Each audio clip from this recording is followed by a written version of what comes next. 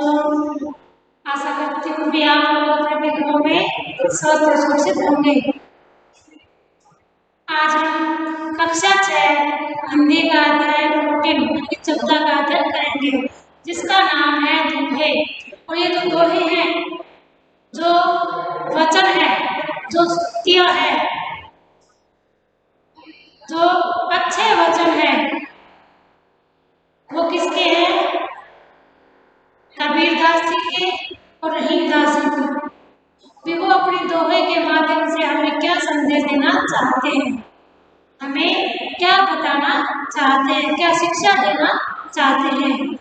तो आज हम उनके बारे में पढ़ेंगे। तो जो मैं दोहे बोलूंगी उसको ध्यान से सुनना और उसको बार बार बोलकर देखना, क्योंकि इन दोहों के अंदर उसका अर्थ छिपा है। उसकी व्याख्या मैं करूंगी और आप लोग उसको ध्यान से सुनोगे। तो कबीरदास जी भक्तिकालीन कवि थे। भक्ति काल में और भी अनेक कवि जैसे तुलसीदास, मीराबाई, सूरदास आदि सभी के भक्ति काल के कवि। इन सभी कवियों की रचनाओं में ईश्वर या आराध्य के प्रति पूर्ण समर्पण का भाव है। इन सभी ने किसके बारे में बताया? ईश्वर की आराधना के बारे में बताया। आडंबरों का विरोध, सच्ची भक्ति, नीति ज्ञान, हृदय से निकली सच्ची वाणी आदि भक्तिकालीन रचनाओं की विशेषता मानी जाती है। भक्तिकालीन कवि लोगों में भक्ति भावना बढ़ने के साथ साथ समाज सुधारक की भूमिका भी उन्होंने निभाई है। ये कवियों के शासक क्या थे? समाज सुधारक थे, समाज को सुधारने वाले। जहाँ समाज में बुराइयां हैं, उन बुराइयों को दूर करने वाले भी ये थे। लोगों के मन से उन्होंने क्या किया? बुराइयों को दूर किया। जीवन में अच्छे अच्छे कार्य करना, मीठे वचन बोलना, समाज को बुराइयों से बचाकर भलाई के रास्ते पर, परोपकार के रास्ते पर चलाना, आत्म सम्मान बनाए रखना। अपना सम्मान व्यक्ति के हाथों में ही होता है। व्यक्ति खुद को चाहे तो इतना सम्मानित बना सकता है कि लोग उसको देखते ही रहे और लोग उसको क्या करें? हमेशा उसका आदर सम्मान ही करें। अपना सम्मान अपना सम्मान व्यक्ति के हाथों में ही होता है। कहने का मतलब ये कि अगर हम ये चाहते हैं कि लोग हमारा सम्मान करें, लोग हमें अच्छा बताएं, तो हमें भी अपने व्यवहार में क्या लाना होगा? उसके लिए परिवर्तन लाना होगा। लोगों की नजरों में अच्छा होना हमारे ही हाथों में है। अगर हम चाहते हैं कि हम लोगों को अच्छे दिखे, तो हमें अपने स्वभाव में, अपने नेचर में क्या करना होगा? बदलाव लाना होगा। अगर हम अच्छे हैं तो हमारे लिए सामने वाला भी क्या होगा? अच्छा ही हमें दिखाई देगा। अगर हमें कोई बुराई है तो हमें सामने वाला भी क्या नजर आएगा? बुरा ही नजर आएगा। तो समाज को बुराइयों से बचाकर भलाई का मार्ग दिखाना, आत्म सम्मान बनाए रखना, मन में ईश्वर के प्रति सच्ची निष्ठा भी हमारे अंदर होनी चाहिए। तो सबसे पहले है कबीरदास जी। तो कबीरदास जी ने क्या कहा? सबसे पहले दोहे में देखो कि गुरु गोविंद दो खड़े काके लागू पाए, बलिहारी गुरु आपकी गोविंद दियो बताए। बहुत ही अच्छा मतलब है कबीरदास जी ने। देखो कि गुरु गोविंद दोनों खड़े हैं, कि मेरे सामने मुझे शिक्षा देने वाले, मुझे सच्चा मार्ग दिखाने वाले मेरे गुरुदेव खड़े हैं और वो ईश्वर भी मेरे सामने खड़ा है, जिसकी मैं पूजा करता हूँ। भी दोनों मेरे सामने खड़े हैं। अब मैं दुविधा में हूँ कि मैं पहले किसके पैरों को छूऊं, यानी किसके चरण स्पर्श करूं? अपने गुरु के या उस ईश्वर के जिसने इस प्रकृति को बनाया है, या उस गुरु को जिसने मुझे सच्चाई का मार्ग दिखाया है। तो कभी क्या दुविधा में है कि गुरु गोविंद दोनों खड़े हैं, मैं किसके चरण लगूं, किसके चरणों को स्पर्श करूं, किसका आशीर्वाद पहले लूं? तो बलिहारी गुरु आपकी गोविंद देव बताए। कबीरदास जी ने कहा कि गुरु और ईश्वर जब दोनों मेरे सामने, गुरु और परमात्मा दोनों मेरे सामने खड़े हैं, तो मेरे लिए सबसे बड़ा कौन है? वो गुरु है। वह गुरु मेरे लिए सबसे बड़ा है, जिसने मुझे ईश्वर को प्राप्त करने का रास्ता बताया है, मार्गदर्शन किया है, जिसने हमारा मार्गदर्शन किया है, जो जिसे हमें सच्चाई का रास्ता दिखाया है, वही गुरु मेरे लिए सबसे बड़ा है। क्योंकि अगर गुरु नहीं होता तो मैं ईश्वर को प्राप्त नहीं कर सकता था। अगर गुरु नहीं होता तो मैं सच्चाई के मार्ग पर नहीं चल सकता था। मुझे प्रकाश कोई नहीं दिखाता। अगर गुरु नहीं होता मैं हमेशा किसमें रहता? अंधकार में ही रहता। तो मेरे लिए सबसे बड़ा कौन है? मेरे लिए सबसे बड़ा मेरा गुरु ही है। तो गुरु को ईश्वर से ही बड़ा माना है। किसने? कबीरदास जी ने हमें यही बताया है कि गुरु और ईश्वर में, गुरु और गोविंद में सबसे बड़ा कौन है? तो सबसे बड़ा वो गुरु है, जिसने हमें अच्छा मार्ग, सच्चा मार्ग दिखाया है। आगे देखो, ऐसी वाणी बोलिए मन का आपा खोए, और को शीतल करे आप शीतल होए।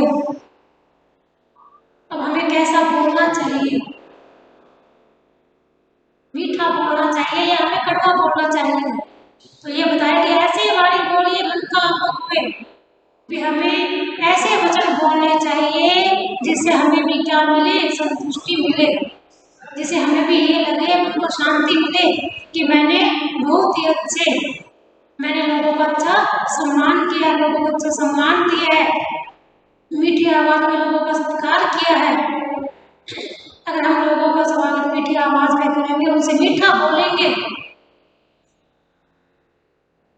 तो हमारा मन में क्या हो जाएगा? शांत रहेगा। हमें भी ये होगा भी जो सुख मिलेगा, हमें मीठा बोलकर जो सुख मिलेगा वो कड़वा बोलेंगे ये नहीं लगेगा। उसी प्रकार जिस तरह देखो एक कौवा और कोयल, तो कोयल सबको अच्छी क्यों लगती है? क्यों? क्योंकि उसकी आवाज में कितनी मिठास होती है, वो बहुत ही मीठा बोलती है। और कौवा हमें क्यों गंदा लगता है? क्योंकि उसकी आवाज में कड़वाहट होती है। उसकी आवाज सुनकर हमारे क्या होता है? हमें गुस्सा आता है, हमें दुख पहुंचता है कि कितना गंदा बोल रहे हैं। तो वैसे ही इंसान को अपनी वाणी कैसे बोलनी चाहिए? मीठी, जिससे दूसरों को क्या मिले? सुख शांति मिले। जो दूसरों सुनने वाला भी ये समझे वे कितनी अच्छी आवाज है इसकी। तो ऐसी वाणी बोलिए मन का आपा खोए, पूरन को शीतल करे आप शीतल होए। व्यक्ति के अंदर ऐसा व्यवहार होना चाहिए, उसके अंदर क्या नहीं होना चाहिए? अहंकार नहीं होना चाहिए, घमंड नहीं होना चाहिए। अगर उसकी आवाज में मिठास है, उसका आचरण अच्छा है, उसका स्वभाव अच्छा है, तो उसके अंदर अहंकार भी खत्म हो जाएगा, उसके अंदर कोई अहंकार नजर नहीं आएगा। क्योंकि जहाँ अहंकार होता है वहाँ मनुष्य को सम्मान प्राप्त नहीं होता, उसको वो आदर नहीं मिलता। और उनको शीतल करे आप भी शीतल होए, यानी कि हमें भी अच्छा लगे, खुद को भी, बोलने वाले को भी अच्छा लगे और सुनने वाले को भी अच्छा लगे। ऐसे हमारी आवाज होनी चाहिए, ऐसा हमारा व्यवहार होना चाहिए कि हमारे इस व्यवहार को, हमारे स्वभाव को देखकर सामने वाले भी हमसे प्रभावित हो। आगे देखो, बड़ा सो क्या हुआ जैसे पेड़ खजूर, पत्ते को छाया नहीं फल ला गया खजूर। कबीरदास आगे क्या कह रहे हैं कि बड़े होने से कुछ नहीं होता। जैसे हम अपने भाई बहनों से बड़े, आकार में हम बड़े हैं या रिश्ते में हम बड़े हैं, और हमारे अंदर अहंकार आ जाए, हम छोटों को कुछ ना समझे, हम हमेशा उन पर दबाव बनाए रखे भी मैं आपसे बड़ा हूँ, मुझे ये करने का हक है, लोगों को नहीं है। हम अपना बड़प्पन दिखाएं और ऐसा बड़प्पन दिखाएं कि छोटों को दुख पहुंचे, तो हमारा बड़ा होने का फायदा नहीं है। बड़ा तो हो गया लेकिन उसके अंदर कोई गुण नहीं, उसके अंदर गुण भरे हुए हैं, तो ऐसे बड़े होने का कोई फायदा नहीं है कि बड़ा हुआ तो क्या हुआ, जैसे पेड़ खजूर पंथी को छाया नहीं फल लागे थे तो बड़ा तो क्या होता है, खजूर का पेड़ बहुत बड़ा होता है, लेकिन उस खजूर के पेड़ के बड़े होने का क्या फायदा जो किसी चलते राहगीर को छाया नहीं दे सकता, जो उसकी किसी की थकावट दूर नहीं कर सकता, किसी को ठंडक नहीं दे सकता, राहत नहीं पहुंचा सकता, सुख नहीं दे सकता, खुशी नहीं दे सकता, ऐसा पेड़ तो वो बबूल को खजूर का भी होता है जो काफी बड़ा होता है, जिसकी ना तो किसी को छाया मिलती है और ना ही किसी को खाने के लिए फल, ना तो उसके फलों से किसी की भूख मिटती है और ना ही उसके पत्तों से किसी को छाया मिलती है, तो ऐसे बड़े होने का क्या फायदा। तो उसी प्रकार के इंसान के बड़े होने का क्या फायदा जब वो दूसरों के दुख दर्द को ही ना समझे, चाहे वो धनवान हो, अगर धनवान है तो जब उसने अपने रुपए पैसे का उपयोग किसी गरीब पर ही नहीं किया तो उसके धनवान होने का क्या फायदा। अगर वो उम्र में बड़ा है, कद में बड़ा है, अगर उसके अंदर कोई गुण ही ना हो, जो दूसरों के बारे में सोचे ही ना, ऐसे इंसान का बड़ा होने का क्या फायदा।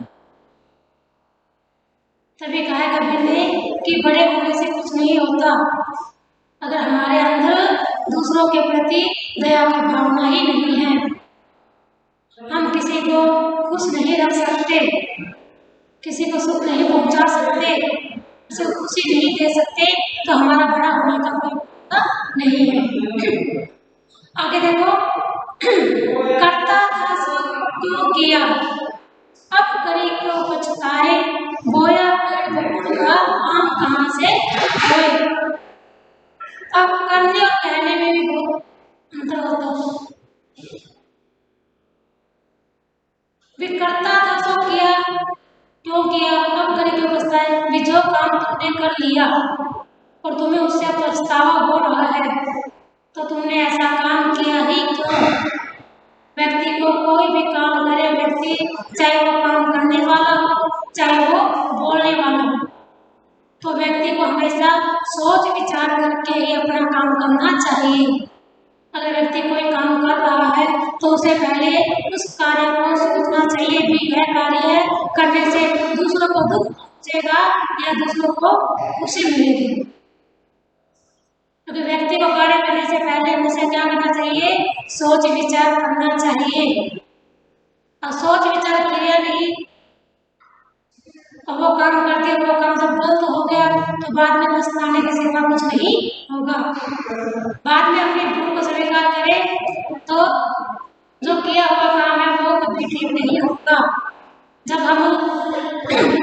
हम कुछ बोल देते हैं और हमारे बोले काम किसी को कष्ट पहुंचा, दुख पहुंचा, तो हम दोबारा उस गलती को नहीं सुधार सकते, क्योंकि हमारे मुख से जो वचन निकल गए, जो बोल निकल गए, हम उनको वापस नहीं ले सकते।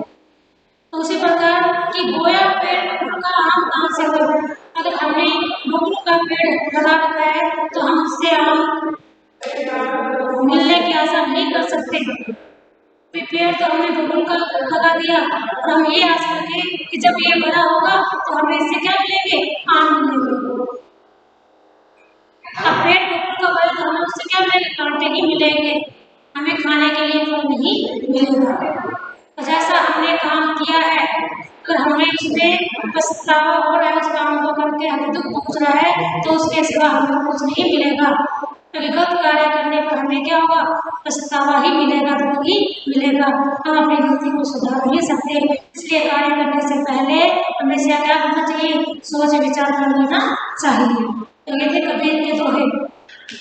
नेक्स्ट तुलसीदास जी क्या कह रहे हैं देखो, तुलसी मीठे वचन ते सुख उपजत चहुओर, वशीकरण यह मंत्र है प्रिय वचन कठोर। तुलसीदास ने बहुत अच्छे वचन कहे हैं कि जो मीठे वचन है, जो व्यक्ति मीठा बोलता है उसे चारों ओर, चारों दिशाओं में क्या होता है, सुख की प्राप्ति होती है। क्योंकि मीठा बोलने वाला व्यक्ति हर किसी को अपने बस में कर लेता है। जिस व्यक्ति का स्वभाव अच्छा है, आचरण अच्छा है, जिसके अंदर सद्गुण है और जो मीठा बोल रहा है, जिसकी आवाज में मिठास है, लोगों को सम्मान दे रहा है, तो चारों दिशा में क्या होता है, उसके चारों ओर सुख नजर आता है, उसको सब अच्छा ही अच्छा नजर आता है। बसी का यह मंत्र है, प्रिय हरु वचन कठोर। लोगों को बस में करने का एक ही मंत्र है, और वो कौन सा है? मीठे वचन। हम अपनी मीठी वाणी से लोगों को अपने बस में कर सकते हैं, चाहे कितना ही कठोर आदमी क्यों ना हो। हम अगर उसके सामने मीठा बोलेंगे, अच्छा व्यवहार करेंगे, तो वो अपने आप हमारे बस में हो जाएगा। परिहरु वचन कठोर। तुलसीदास जी क्या त्याग कह रहे? परिहरु, छोड़ दो। क्या छोड़ दो?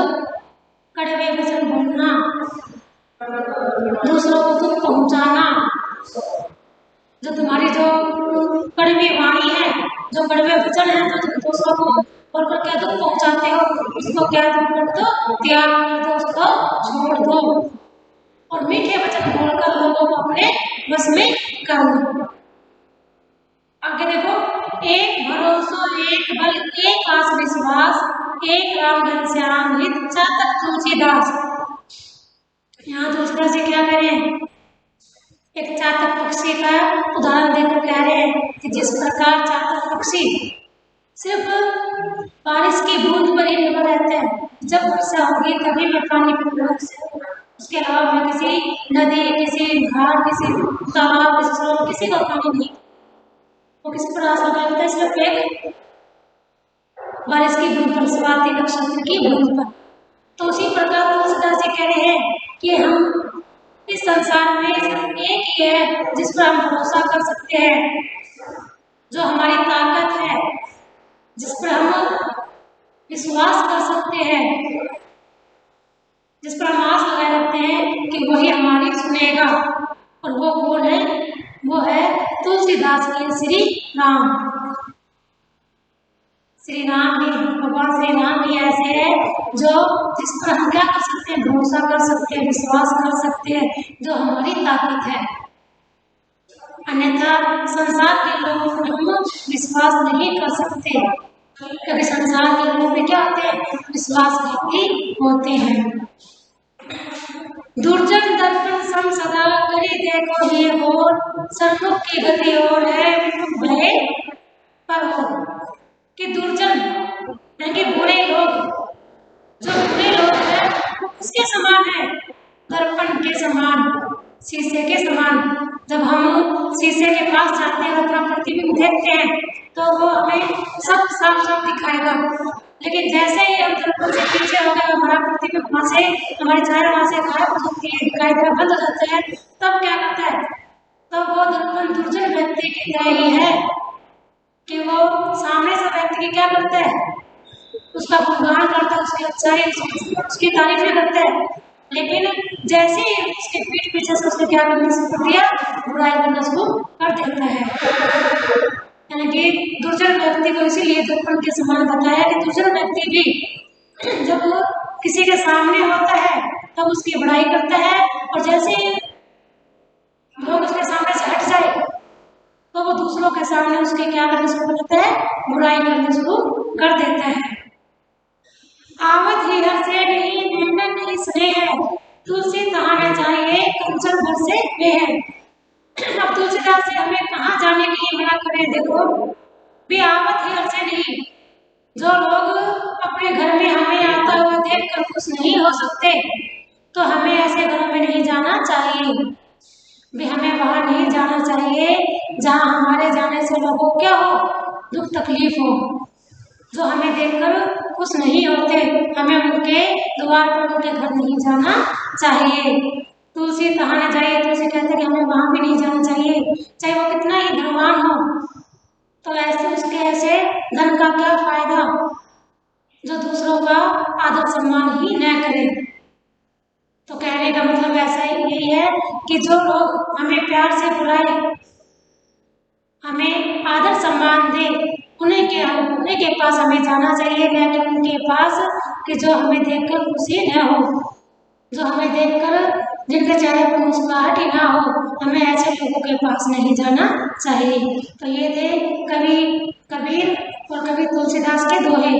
तो आप लोग इनको दोबारा घर पर बैठकर अच्छी तरह रीड करना, इनके भावार्थ को अच्छी तरह समझना और इससे संबंधित 5 कबीर के और 5 ही रही तुलसीदास के अन्य दोहों को भी आप अध्ययन करना और अपनी नोटबुक में जरूर लिखना। तब तक के लिए धन्यवाद।